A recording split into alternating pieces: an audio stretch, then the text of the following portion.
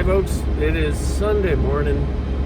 It is a little bit after 8 o'clock. And why would I be up and not sleeping in on a Sunday? Well, today in Woodstock, Ontario is the Toy and Collectables show, as opposed to the Nostalgia and Collectables show that was like a month ago. We just got our first snow last night, which is kind of a good thing. That's why I'm wearing my Tugi. I don't know what that's all about. Yeah, it's about an hour and 15-minute drive. I think I might have already said that. I'm tired. I haven't had a coffee yet. Hoping to pick up some stuff today, but I'm honestly not that hopeful because a lot of the shows are happening back to back right now. And this one happened right after sort of the Christmas season. So a lot of the dealers, they don't have time to restock their stuff. And so you never know. Maybe somebody got into an estate or something over the Christmas holidays, but I really doubt it. But it's the hunt that keeps you going. It's that feeling that, oh man, I might be missing out on something. Or that time that you didn't go to the show and then you heard from somebody else and like, oh, I got all this amazing stuff, and it's like, yeah, you have to go. So that's what I'm doing today. And yeah, I probably won't film inside because I'm still sort of at that point where I just feel weird doing it. I mean, I'll go probably take a sweep around with my phone all incognito like, yeah, I probably won't show me like buying anything or talking to anybody. Not that I talk to people at the shows anyways. Basically I'll give you an update on the way out, I guess, and then probably show you all what I got, or if I just ended up with a big fat zero. Who knows? Alright, bye.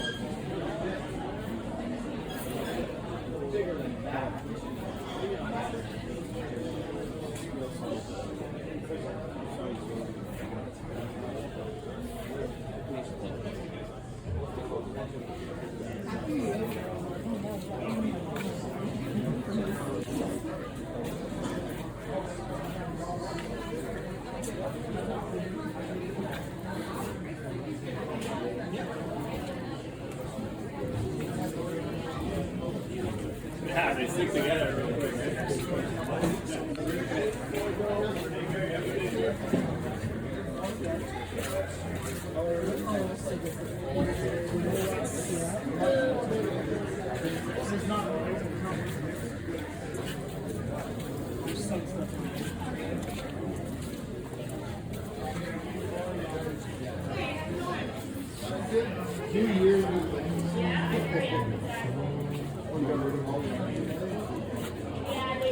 That's all right, excuse me.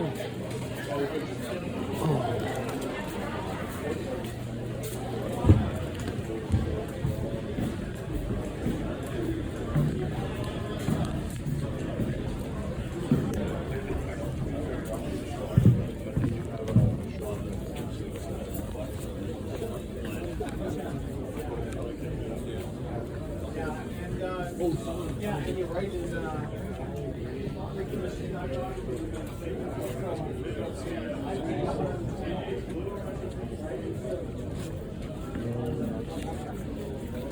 for graded books, I use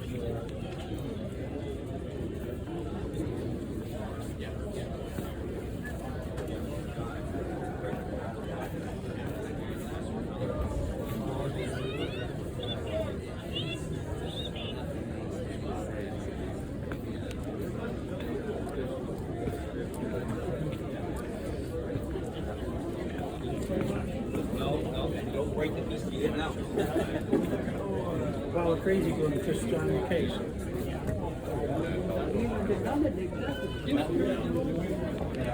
I know, I agree.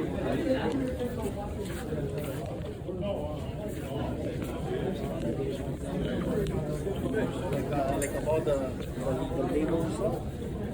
Not for that place.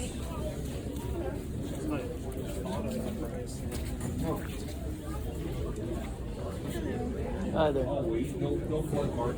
No flood. I just need the one.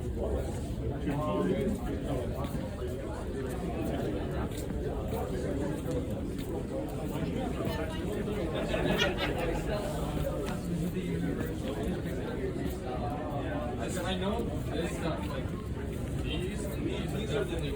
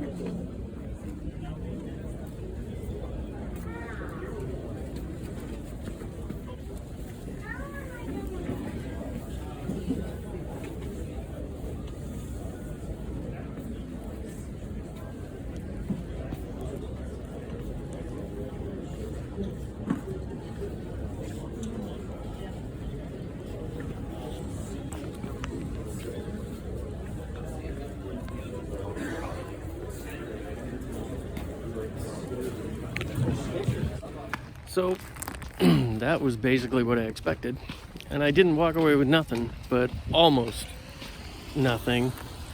I could dig around for my keys. Whoops, there we go. Let's try that one.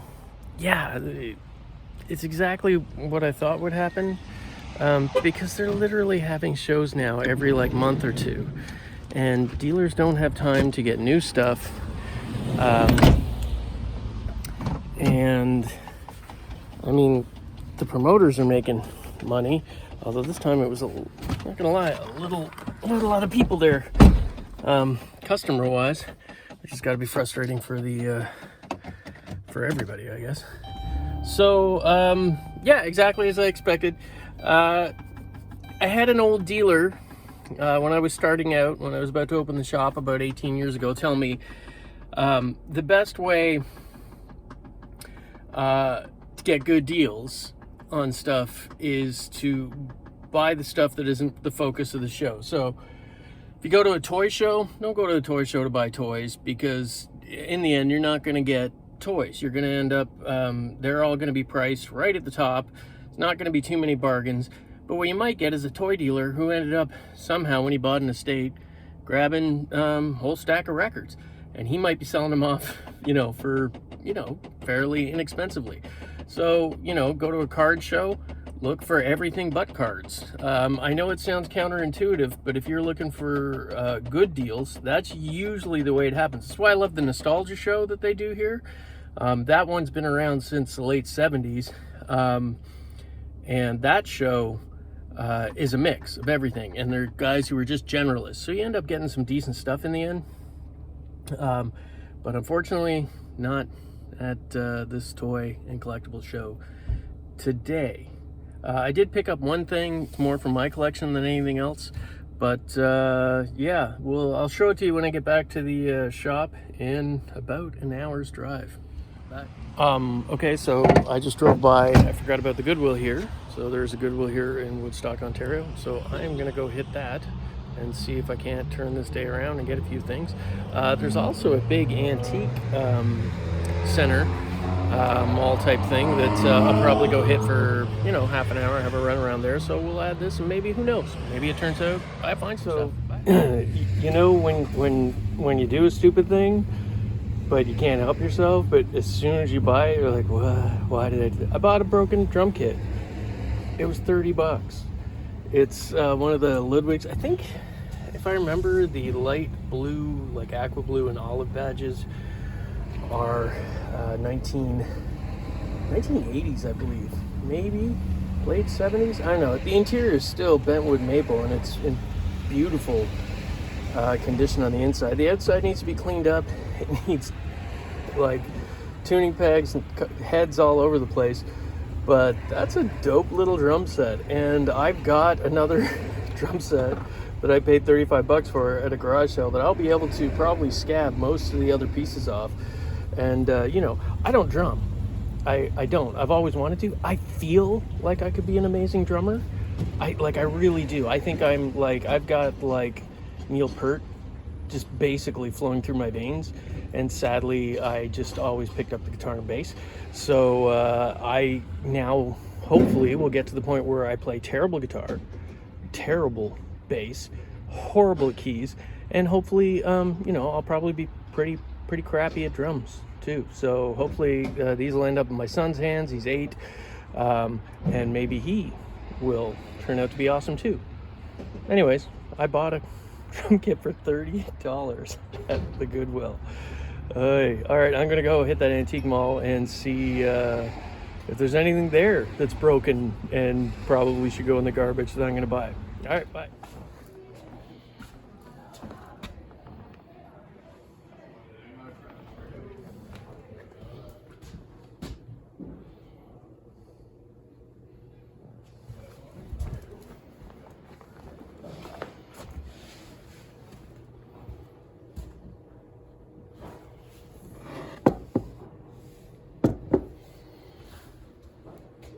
Like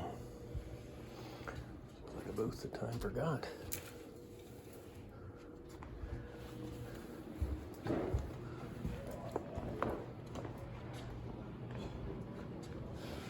Saucers.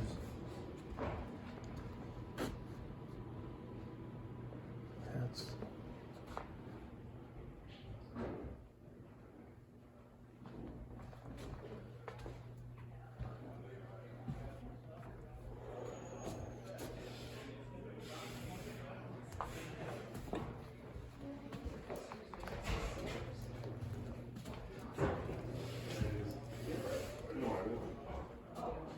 You confuse me, but we usually do this part first.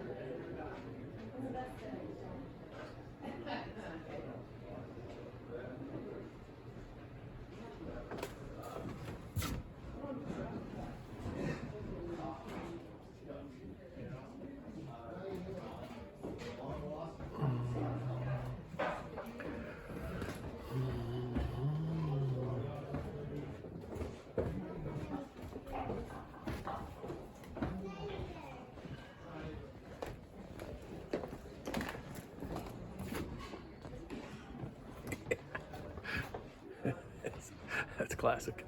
Good jump scare.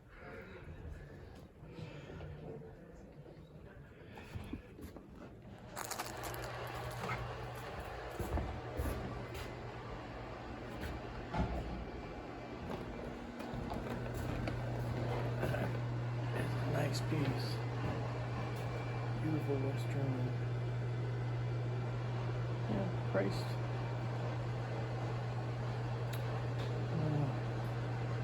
That would go right if we were in New York City.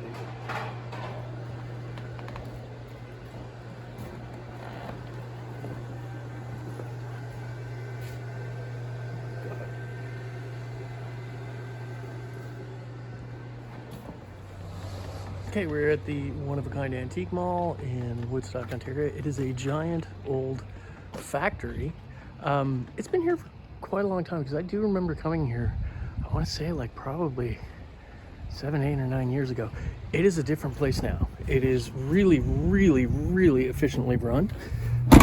It is like a super, it's like a giant antique mall, which has good and bad. But the staff is incredible. They're super, super helpful. I recommend this place to anybody who is thinking about going. So sorry, I kind of punched my phone off there for a second. So yeah, I recommend anybody coming here to the one-of-a-kind antique mall. I mean, it's a mix. There's obviously some stuff that is at the higher end of the pricing scale. Fair enough. Hey, you know what? If you're a seller and you want to wait for that exact person, then great. But there's a few bargains. You do have to dig. There's lots of stuff here. If you are a collector, there's lots of stuff here that is priced right. If you want to pick up stuff for your collection, it's a really great place to come. As I said, I do highly recommend it. I wish I had more time, but I don't, because I do have to go back and open up the shop. And so that will be, I did buy a box of goodies at the antique mall here. And I guess I'll show you those when I get back to the shop, which is where I'm going now to drop off that drum kit that I bought. Oh man, what a day. Okay, so we're back at the store after hitting, what did I hit? I gotta remember this now. We did the Woodstock Toy and Collectables show, and really didn't get much. One thing, we'll go over that. And then I hit a Goodwill in Woodstock, and then I remembered that they had a large antique mall there called One of a Kind Antiques, I believe. And yeah, I got some stuff there. So it wasn't, as I said, a total waste of the day. Luckily, I did remember the Goodwill in the other place and sort of able to pay for my gas, I'm sure, as it were. Although there's some interesting stuff in here, so I'll probably do better than that. But even still, there were things from my collection and just overall some interesting stuff. So I'll start with what I got at the Toy and Collectibles show. Now again, it was a toy and collectibles show. I was hoping that there would be things like, other collectibles, not toy related, but because in the past that's where I usually end up getting bargains, but it wasn't the case this time. A lot of the same dealers that were at the nostalgia show, and they didn't have a lot of new stuff, but this did pop up. So what this is, and it was only $20, so why not, is in the late 50s and early to mid 1960s, the Toronto Weekly newspaper would put pages of hockey stars, and they did CFL football players as well. And they're great. They're huge things. I have a stack somewhere of the full Star Weeklies, as they were called, at least in the Toronto area. I've sold those upwards for $40 and $50 before individually on eBay.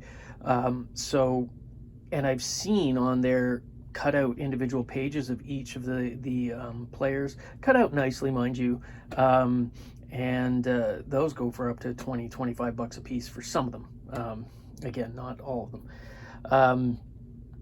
And this is basically a scrapbook that somebody made of all of those, and they've done a pretty good job.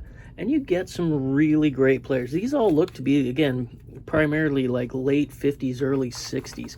I actually think on one of the pages it says that the scrapbook was started in 58. But this is sort of one of the golden eras of hockey, and it covers it all in here. Some of the heavy hitters are in here. Let's see. Oh, there's Sawchuk. A few times you see that guy smiling. George Armstrong. Some good Leafs in there. Oh, there you go. Boom Boom Geoffrion and Jean Beliveau. Gordy Elbows Howe. Gump. So as you can see, pretty well put together. There's Weekend Magazine. So they were an insert on the, I think it was the Toronto Star paper for, they would put the Weekend Magazine in it. It was almost like a separate one. St. Catharines born Stan Mikita. There's David Keon. Johnny Bauer, Carl Brewer, another of Henri, Bobby Hull, Glenn Hall. The goalie pitchers in this are great. Oh, Tim Hortons. There he is, Tim Horton. You can tell I'm Canadian. Tim Hortons is the way it was said. Terry Sawchuk, Alex Del Vecchio. I think those talk about some records and stuff like that. Some action shots. Whoever did this did a really great job. There's Jacques Plante. Look, there's his mask. One of the first goalie masks ever. There's another one of Tim. These are a little later. See, they did them over the years. There's a great one. That's actually a cover from one of the magazines because I have that one, or I have had it. Bobby, very young. There's Toe. I think that is the first goalie mask right there, because that's Jacques Plante wearing it. And then the Bill Barocco mystery. An interesting piece of Canadiana summed up in a tragically hip song. But yeah, it is really great. Now this is actually really amazing. This looks like it's all the junior teams. Like they're just little kids in there. That is a great picture though. I'm surprised they didn't do that with like actual NHL teams. How are you gonna get all those guys together at once? The Rangers, I think, did they win the cup that year? 58, 59? I can't remember. There's our the World Hockey Championships. Canada won, I believe it was in 58. Defensive lines, looks like. Leafs in 58, 59. And the Detroit Red Wings, 58, 59. Now here is the cover that obviously has fallen off. But if you look, it says Richard Mitten. Good job, Richard. I'd give you an A+ on that. Hockey book started in 1958. So, to me, that is just an amazing piece. I know it's just a scrapbook, but I think that's an incredible sort of, almost like folk art. These were in there too. This is when Gordy got a job being the sports advisor for Eaton's Canada. I think this is probably a catalog page. So that was in there, slipped in there, and that looks like it's a beehive of Bobby Hull, but it's been trimmed down. So to me, for 20 bucks, that's an amazing thing. I don't know what it's worth. I'm gonna say, I mean, I would have to think it's got to be worth somewhere close to $100. I mean, that's just to me. You never really know. And this one is so cool that I might actually just keep it myself, because it is a really great piece to me anyways, again. But that was 20 bucks. So if I were to sell it, I'm sure that would make my gas back for the hour drive out there. The rest of this stuff, you guys saw that I bought a giant Ludwig drum set at the Goodwill. And the thing is, you know, I kind of failed up on that, because even though I was like, I don't need this, but it was just 30 bucks for, I think it was 4 or 5 piece kit. They are the olive and blue badges, which I did think when I saw it, I'm like, that's a 70s kit. And they were, the olive and blue were used in the 70s. They're bentwood maple Cortex drums, and they're pretty good drums. I mean, they weren't sort of a cheap set. That was an expensive set. Thing is, I went and started looking up some of them on eBay, and like the floor tom was selling, mind you, for $400 and $500 a piece. You know, the kick drum and all the other sort of rides and things like that. See, I'm not even a drummer, so like I said, I play bass, guitar, and keyboards horribly. So now I'm hoping to add drums to that list of things that I'll learn how to do horribly. So yeah, that in the end, if I do sell it, will make the day basically. And the rest of the stuff was from the Antique Mall, one of a kind. It's a great place. I recommend anybody going there. I mean, like I said, some of the pieces, because let's face it, most antique malls usually a little bit at the higher end of things, but there were amazing pieces. A lot of the stuff was probably priced correctly, and there were some bargains to be had. If I had spent more time, I'm sure I could have found a lot more stuff in there. The great thing about it is it used to be a little more run down. They've cleaned the place up. The bathrooms are nice. That's key for me. And the actual the staff and the way they run it is so efficient and so good.